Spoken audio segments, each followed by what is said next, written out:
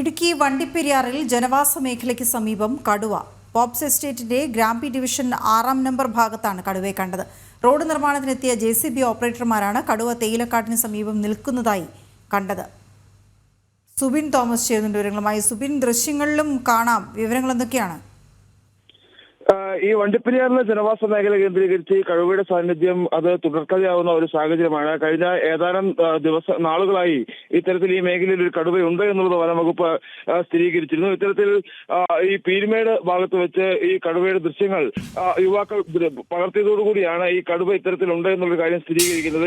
ഈ ഒരു ഇപ്പൊ നിലവിലുള്ള ഒരു കടുവ കൂടാതെ മറ്റ് 2 കടുവകൾ കൂടി ഉണ്ട് എന്നുള്ള സ്ഥിരീകരിക്കാത്ത വിവരങ്ങളുമുണ്ട്. എന്തായാലും ഇന്നലെയാണ് ഇത്തരത്തിൽ pops estate Grampi division 6-ാം number ഭാഗത്ത് ഇത്തരത്തിൽ ഒരു കടുവയെ കണ്ടത്. റോഡ് പണിക്കെത്തിയ ആളുകളാണ് കടുവയെ കണ്ടിരുന്നത്. ഈ JCB ഓപ്പറേറ്റർമാർ ഈ റോഡിന്റെ നിർമ്മാണ പ്രജോലനം നടത്തുന്നതിനിടെ നേരെ എതിർവശത്തുള്ള ആ പുൽമേട്ടിൽ കടുവ കിടക്കുന്നത് കാണുകയായിരുന്നു. തുടർന്ന് ഇവരാണ് ഈ ദൃശ്യങ്ങൾ പകർത്തിയത്. ഇത്തരത്തിൽ തുടർച്ചയായി ഈ ജനവാസ മേഖലയിൽ കടുവയുടെ സാന്നിധ്യം ഉള്ളതുകൊണ്ട് തന്നെ ഈ മേഖലയിൽ കടുത്തൊരു ആശങ്കയും ഉടലെടുത്തിട്ടുണ്ട്. പ്രധാനമായും ഈ തോട്ടം മേഖലയാണ്. തോട്ടം തൊഴിലാളികൾ സ്ഥിരം ജോലിക്കെത്തുന്ന പ്രദേശം. കൂടാതെ ഈ വളർത്തുമൃഗങ്ങളെ ഉൾപ്പെടെ ഈ തോട്ടത്തിലൂടെ അടിച്ചുവിടുന്ന സാഹചര്യമുണ്ട്. പലപ്പോഴും ഈ പശു ഉൾപ്പെടെയുള്ള വളർത്തുമൃഗങ്ങളെ വന്യമൃഗങ്ങൾ പിടിക്കുന്ന ഒരു സാഹചര്യം ഉണ്ടായിരുന്നു. ആ സമയത്ത് പുലിയാവാം എന്നുള്ളൊരു നിഗമനമായിരുന്നു ആദ്യഘട്ടത്തിലേക്ക് ഉണ്ടായിരുന്നത്. പിന്നീടാണ് കടുവയാണ് എന്നുള്ളൊരു സ്ഥിരീകരണത്തിലേക്ക് എത്തിയത്.